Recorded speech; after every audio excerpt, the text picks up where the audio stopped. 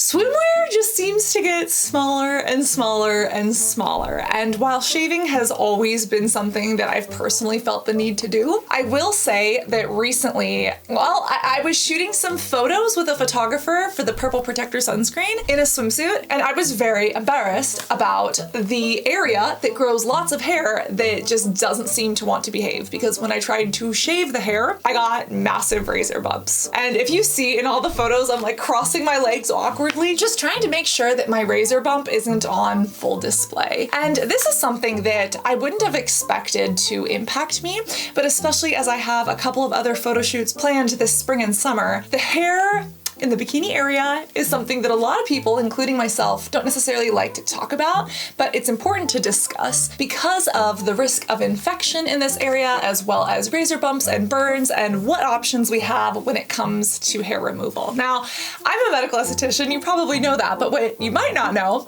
is that I have a long, extensive history with both hair removal and just growing my leg hair out. Like, if you haven't seen my hairy legs or I IPL'd them, well, this lives on the internet for you, rent-free in your head as well, I'm sure, if you've seen it. Anyways, I have tried so many different apparatuses and doohickeys when it comes to hair removal, and I wanted to break down an ultimate guide from an esthetician's perspective who has also personally gone through this stuff to share with you the pros and cons of each form of hair removal, so that regardless of how covering or skimpy your swimwear is, you don't feel like you are showing the world things they don't want to see, or you're not opening yourself up literally for infection because of wounds in the skin due to shaving, burns, and bumps, etc. Because yes, it can be extraordinarily painful. Speaking of that swimwear photo shoot that I did, I busted my forehead open the day before the photo shoot, right? My luck. If you want to know the story of this, we have a short on it, but yeah, she's still healing from her open head wound. We're going to specifically discuss shaving, waxing, and IPL. Shaving, which you have to do almost daily, waxing, which you can do a couple times a month, and IPL, which technically lasts forever if done correctly, which is similar to laser, although we're going to focus on the things you can do at home.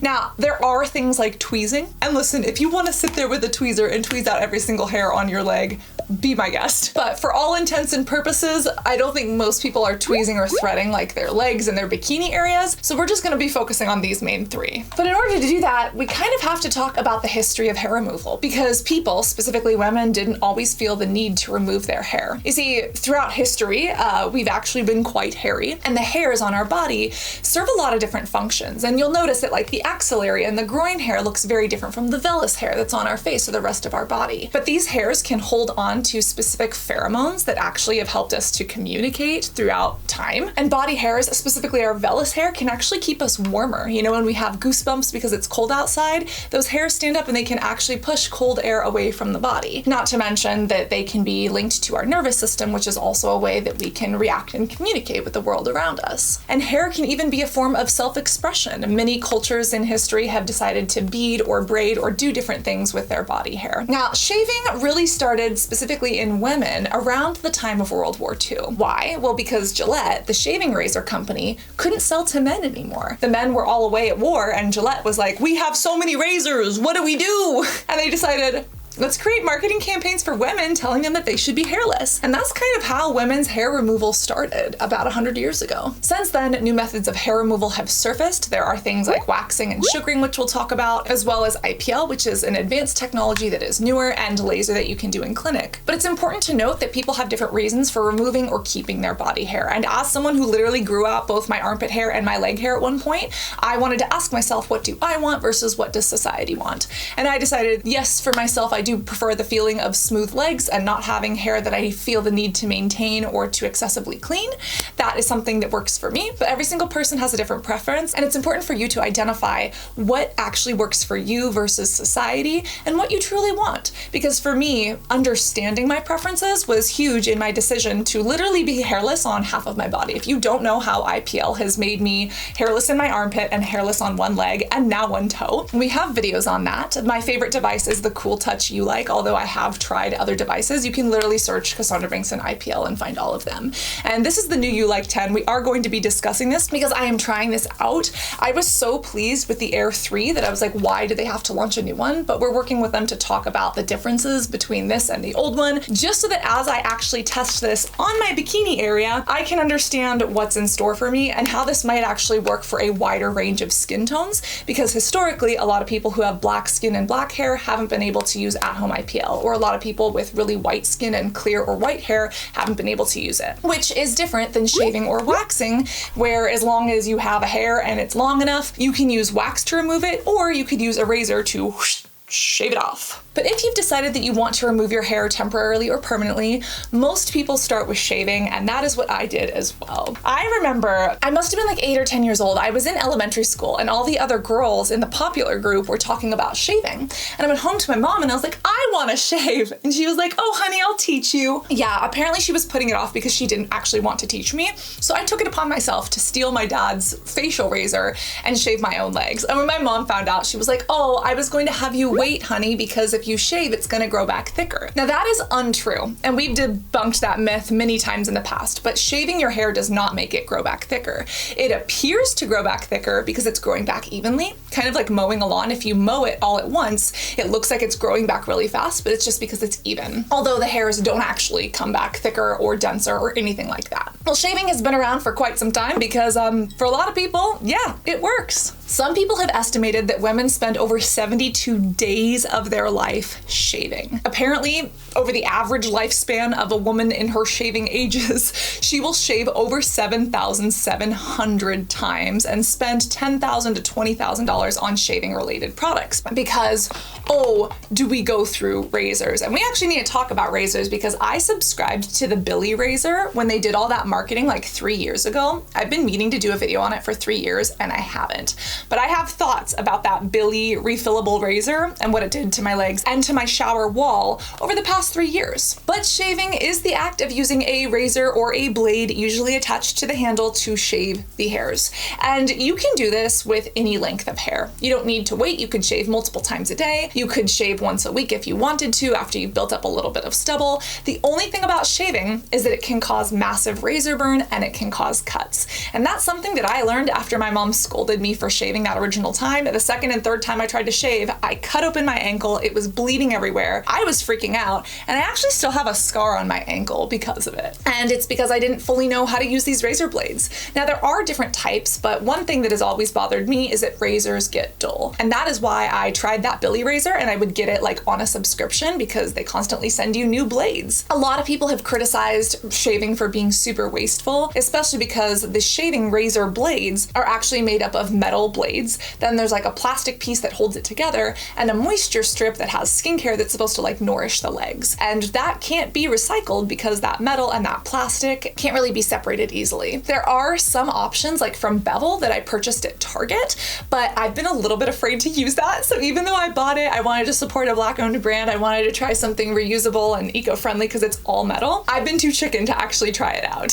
Shaving is definitely the most common form of hair removal, and for most people it seems most simple because you're literally putting this on, scraping upwards against the direction of hair growth. The biggest problems are, again, cutting or nicking the skin, the time that it takes. On average, it takes 10 minutes plus to shave your entire body, even if you're really quick with it. There's the cost of having to refill the blades, and then even shaving creams, which, fun fact, you can actually use hair conditioner if you want to. You don't need to use a shaving cream, you can use a hair conditioner. I recently got this. It's a shave whipped cream with vitamin C and vitamin E to soothe skin. I'm really excited to try this out, which is why I'm switching from the Billie razor because this showed up at my doorstep. But if you want the hair to be gone, shaving is the way to do it. And normally, a shave lasts about a day.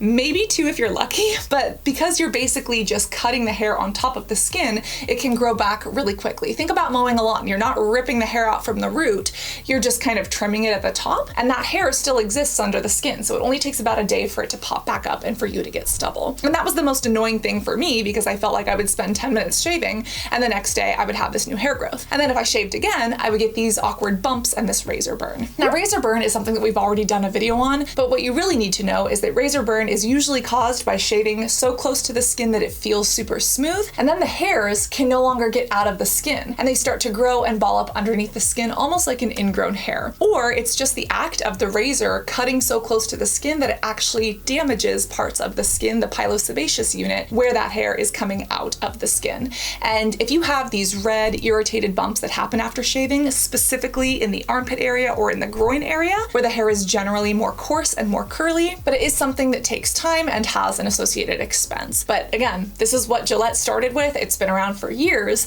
and this was really kind of the golden standard until waxing came into the picture. Now, waxing I'm also going to lump in with sugaring. And while these are different, they're kind of the same basic premise. You see, instead of shaving, where we're basically cutting the lawn with a lawnmower, imagine going over to the lawn, grabbing a clump with your fist and yanking it out of the dirt by the root. That's what waxing is. You're basically yanking the hair out from the root, so you're getting that part of the hair that's forming under the skin. Now, waxing comes in two different forms. There's strip wax and hard wax. Strip wax are those papers that you rip, and then the hard wax is kind of like that candle-looking stuff that usually happens for smaller spaces like the armpit and the groin. Now, there's also sugaring, which while it is not a wax, it's like a sugar substance, usually with some form of binder.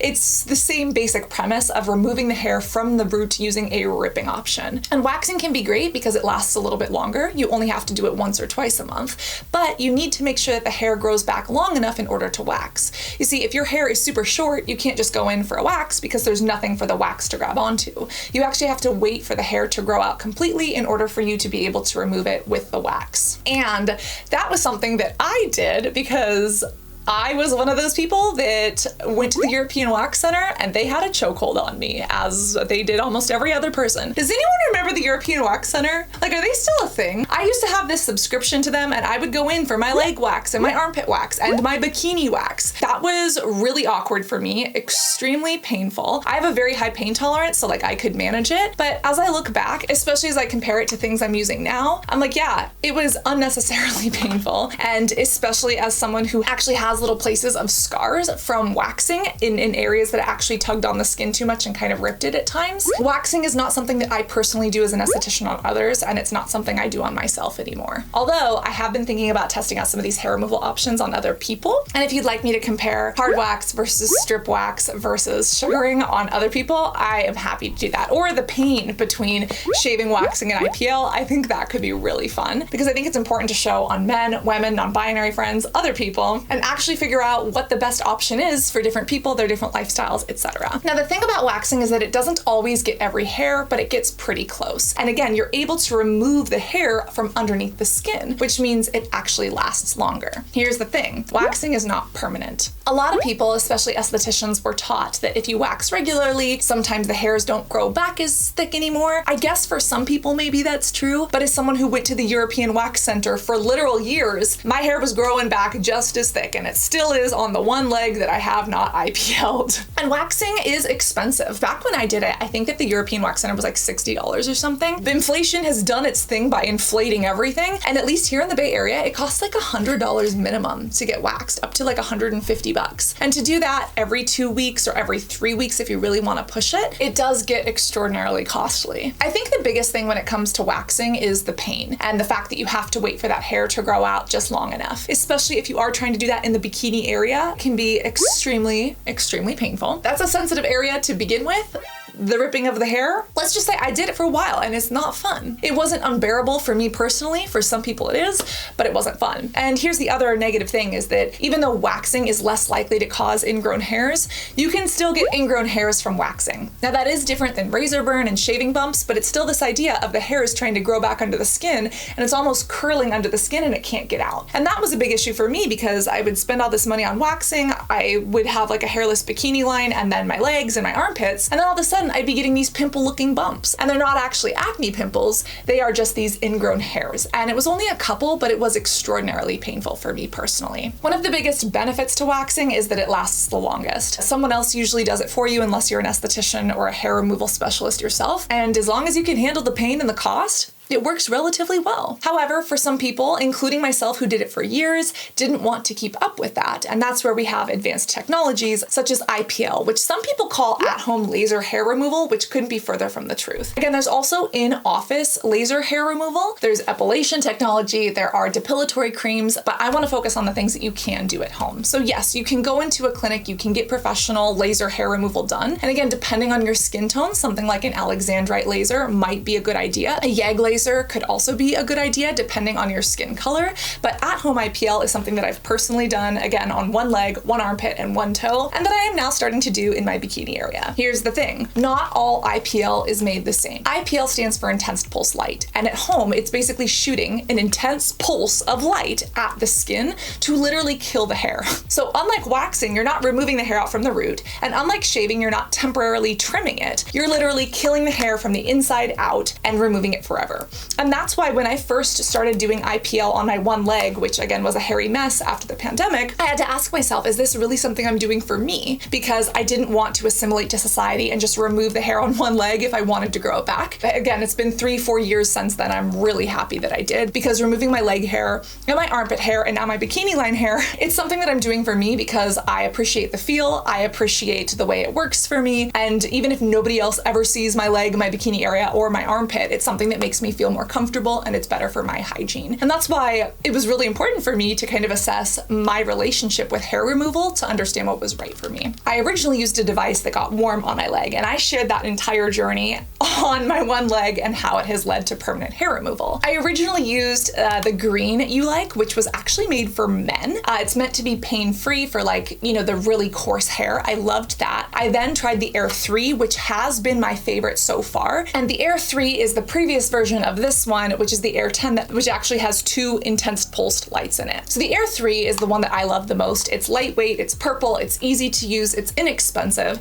and it has the cool touch technology, which a lot of other IPL doesn't. And this is what is so important for me in my bikini line. The original IPL device I used, it was a white Kenzzi, and you had to refill the cartridge, but it would actually get warm on the skin. It never hurt me, it just kind of felt like a little rubber band pinch, but it was something that I could not use on my face or in my armpit or on my bikini line because those areas are a little bit more sensitive for me. So when I did try the Ulike Air 3, that's what I was so happy about, is that it has this sapphire cooling technology that's also UV protective. So that intense pulse of light that comes out, it can be hot. Ulike is the only brand that I know of that actually cools that down and provides that UV protection so that when it hits the skin, it feels cool, even though that light is still going into the skin, looking for contrast between the hair and the skin and killing the hair from the root. And the reason that the Air 3 ended up being my favorite is because in 4 weeks, it can get rid of hair. It was the most powerful at the time with 21 joules, and as long as I was consistent with it, it would work. And now, like, I don't grow hair on this side of my body because I have IPL'd it off, except for my bikini line, because again, I've been a little scared of that. Well, here comes my frustration, to be honest, because I fell in love with the Air 3 device. It works well. I spent good money on it. I even got one for my friend. And then they came out with the Air 10. And I am excited about this, but I'm like, you guys have something so good. Why do you need to make it better? This is basically a double version of the Ulike Air 3. Instead of having just one intense pulse light apparatus that shoots light, it's doubled. As I'm trying this out, I noticed that it has SHR mode, and that's where both of the lamps work in unison. So each lamp is flashing twice in the span of just 1 second. The result is like a 4-pulse burst that carries a total energy output of 26 joules. This makes it effective for removing stubborn hair, such as what I'm doing on the bikini line, or areas like chest hair and the beard and underarm hair. I'm also noticing that the fan is a little bit noisier, but it's notably cooler to the touch and actually leaves the skin feeling cooler than the Air 3. And the reason that the Air 10 does interest me is because it appears that it can be used on a wider variety of skin tones. And that's really important because historically people with black skin and black hair, there's not enough contrast in the skin, or the device isn't powerful enough to seek out that hair and they can't get it removed. Or people with white albino skin and clear white hair have the same exact issue. There's no contrast, so it couldn't be removed. Apparently this was built to be extraordinarily powerful, has a little bit broader of a spectrum of light. And because it has literally the double version in here, here. Apparently it works for a much larger variety of skin types and tones. And that is something that I'm going to be testing because I'm very, very curious. But that is important because it's frustrating that a lot of devices out there are not only expensive and can be warm to the touch and painful, but that they don't even work on many people who might want to do this at home instead of going in and paying, again, thousands of dollars for laser hair removal or, tens of thousands of dollars for waxing or shaving over the years. Again, the way that IPL works is that it is permanent, so you have to use it regularly. The Ulike Air 3 was like the fastest one that I knew of. They said that you see results within 4 weeks, which I personally did, but this one is apparently even faster. But again, I'm gonna be testing this out on my bikini area